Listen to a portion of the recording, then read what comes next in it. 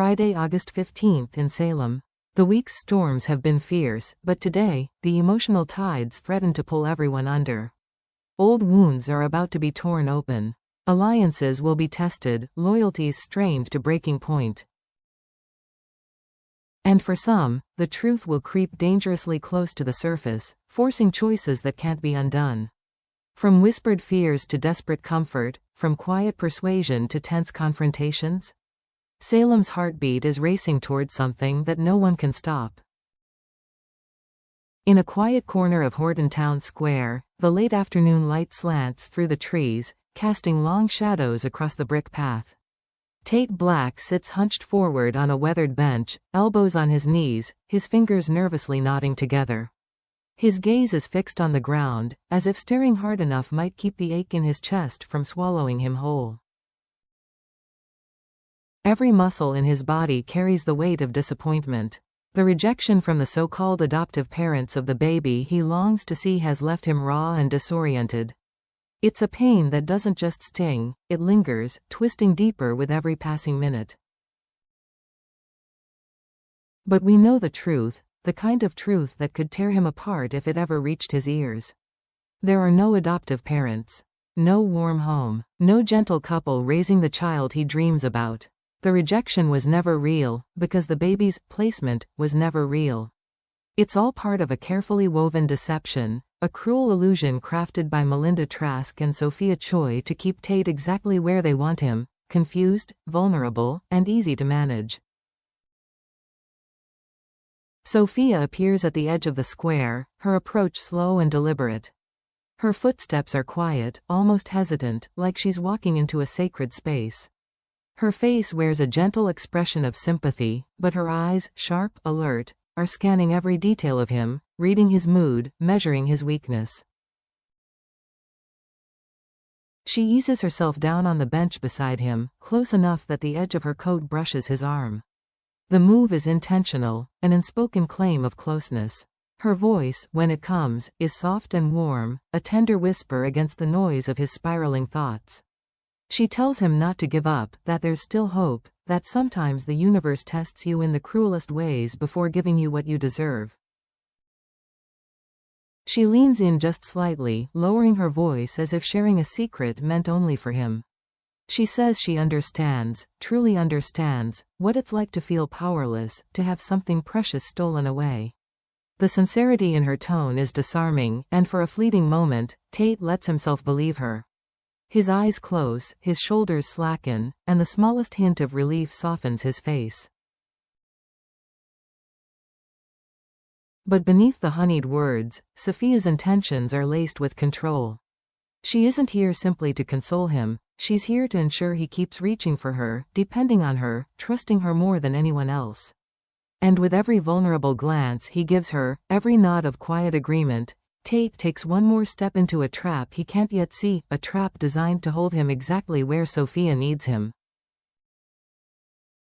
Meanwhile, across town, the air in the cramped jury accommodations feels thick with unspoken tension. The space is small, too small for comfort, and Leo Stark has had to adapt to the strange reality of sharing it with Adam, a fellow juror who carries an unexpected piece of Leo's past. Adam isn't just a stranger pulled into the chaos of this trial. He's someone who remembers body and soul, the soap opera chapter of Leo's life that most people have long since forgotten, or so Leo thought. At first, the recognition was awkward, a harmless annoyance in the middle of an already stressful situation. But today, the conversation shifts. Adam's memory proves to be far sharper than Leo imagined. He recalls specific lines of dialogue from scenes years old. He describes outfits Leo wore down to the fabric and color, even mimicking a smirk Leo once used on camera. The details are so precise, so intimate, that they stir something uneasy beneath Leo's cool exterior. For a moment, Leo basks in it, the attention, the validation, the reminder that he once held a kind of spotlight most people only dream of. But then, the questions creep in. Why does Adam remember this much? What kind of person keeps such vivid memories, locked and ready to share, from a daytime drama that aired years ago? Leo's mind races, weighing possibilities. Is Adam just an enthusiastic fan trying to connect, or does this fascination hide another motive? In a trial where influence is currency and perception can tip the scales, even the smallest connection could be weaponized. He studies Adam more carefully now, his posture, the way his eyes linger, the pauses between his words. There's charm in the way Adam talks to him, but there's also an intensity that burns just a little too brightly. And in the back of Leo's mind, a thought begins to form. Could Adam become a valuable ally, or is his attention the kind that traps you before you realize it's too late? The blinds in Paulina Price's office are half drawn, slicing the sunlight into narrow golden bars across the floor. The hum of the city outside feels muted here, as though even Salem itself is holding its breath. For days, Paulina has kept up her armor, flashing confident smiles for the press, speaking in sound bites that soothe the public, and batting away difficult questions with quick, practiced charm. But now, with Belle Black seated across from her, the audience is gone. There are no reporters to impress, no constituents to reassure, only the unvarnished truth pressing against her chest, desperate to be spoken. Paulina's hands rest flat on her desk, but her fingers twitch against the polished wood. Her voice starts steady, but there's a tremor beneath the surface, each word laced with an urgency she can no longer hide. She admits she's not just worried about the trial's outcome, she's frightened of the collateral damage it's causing. She speaks of grudges taking root in whispers and backrooms, of invisible lines being drawn between old friends, and of families already starting to fracture under the strain. She leans forward, her eyes locking with Belle's. When this is over, she says quietly, I don't think Salem will be the same. I don't think we'll be the same. The weight of those words hangs in the air. Belle listens, her lawyer's mind noting the political implications, but her heart hearing the personal cost. She knows from experience, trials don't end when the gavel falls. They ripple outward, splitting communities, burning bridges, planting seeds of distrust that can smolder for years. Belle offers a calm, reassuring tone, but she doesn't lie. She can't promise Paulina her fears are misplaced. And that, perhaps, is the most unsettling part of all. The DiMera mansion is quiet, but the kind of quiet that feels heavy, as if the walls themselves are bracing for impact. In the study, Johnny DiMera stands tall, his jaw set, his hands clenched loosely at his sides. Across from him, E.J. DiMera sits behind his desk, his posture regal, his expression cool. For days, Johnny has watched his father operate in court like a man on a battlefield, pressuring witnesses until they break, twisting the narrative to serve his personal vendettas, letting emotion dictate strategy.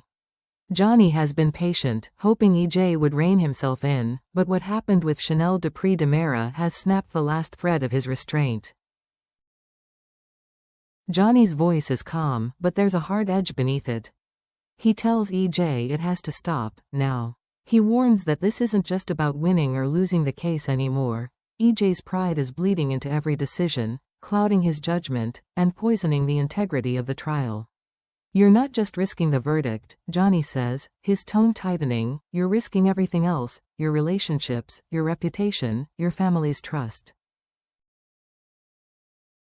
E.J. leans back slightly in his chair, fingers steepled, his face unreadable.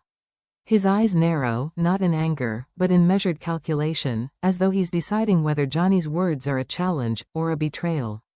The silence stretches between them, sharp as glass. For a moment, Johnny thinks he sees something shift in his father's gaze, a flicker of doubt, or maybe just a flash of hurt. But then it's gone, replaced by the same impenetrable DiMera pride that has steered E.J.'s every move. The question now is whether Johnny's plea will sink in, or whether it will push E.J. further down the path he's already chosen. By the time this Friday ends, Salem will not be the same. Comfort will be given, but not all of it will be pure. Confidences will be shared, but some will be tools of manipulation. And decisions made in moments of heated emotion will ripple through the weeks to come, shaping alliances, deepening grudges, and setting the stage for the next wave of chaos. The trial isn't over. The lies aren't done. And the storm is only gathering strength.